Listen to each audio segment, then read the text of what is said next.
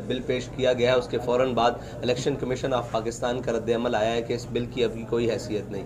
लेकिन आज एक ख़बर आई है कि इलेक्शन कमीशन ऑफ पाकिस्तान ने भी सुप्रीम कोर्ट से रुजू कर लिया है। तो देखेंगे जो हालात हुए फिर उसके मुताबिक आगे चलेंगे। देखिए, इलेक्शन तो होने जा रहे हैं। इलेक्शन कमीशन ऑफ पाकिस्तान ने इसका ऐलान करना था और वो बार बार नोटिस जारी कर रहे हैं। फिर कागजात की नामजदगी, अब तो कागजात वापस लेने की आखिरी तारीखें आ चुकी हैं। फिर टिकट्स और निशान अलाटमेंट के दिन आ चुके हैं, तकरीबन 12-13। तो ये आपके सामने, अब तो इलेक्शन, हमें तो यही यकीन है कि इलेक्शन की तरफ जा रहे हैं। अगर बार बार ये सवाल होता है कि इलेक्शन नहीं हो रहे, तो ये किसी के पास कोई ऐसी खबर है या ऐसा अलादीन का चिराग है कि वो रगड़ेगा और इलेक्शन नहीं होंगे। बहरहाल अभी तक तो जो मंजरनामा है उसके मुताबिक इंशाल्लाह इलेक्शन हो रहे हैं। सारी पार्टियां जो है वो 18 में भी नहीं हुए थे।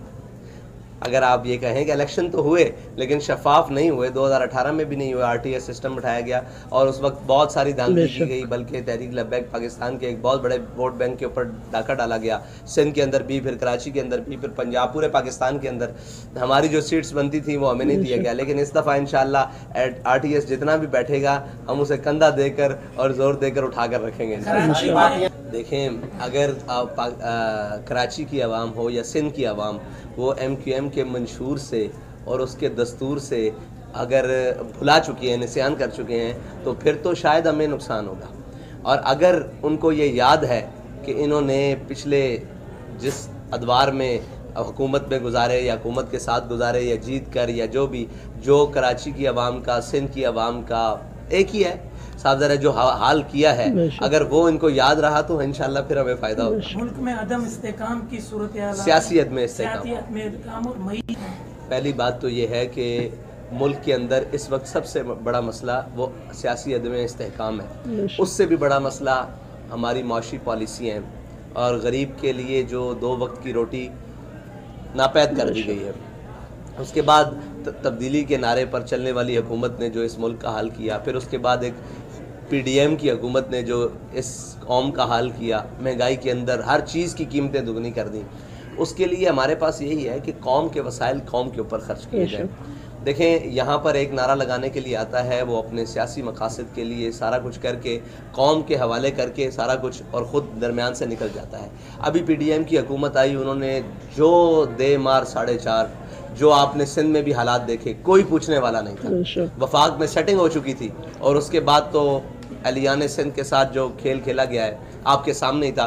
सैलाब आया, आपको कोई सरकारी नुमाइंदा बशमूल वज़ीर आला सिंध कोई नज़र आया है ग्राउंड पर, या किसी ऐसे इदारे ने जिसने कहा होगा ये सिंध गवर्नमेंट के ब्याह पर लोगों की जनाब फलाह के लिए या रेस्क्यू के लिए काम कर रहा हूँ। फिर उसके बाद यहाँ कोरोना आया था, आपने हालात देखे थे कोरोना में, कराची से लेकर गोटकी तक और आगे से डेरकी तक, ये पूरी पट्टी पर और सारा बशमूल पूरा सिंध आपने देखा। वहाँ इन्होंने क्या किया, सब ने अपनी जेबें भरी और अपने अपने घरों में और मुक़य्यद होकर रह गए और कौम के पास कोई नहीं आया, ना पूछने के लिए आया, ठेला बांध से ना रेडी बांध से।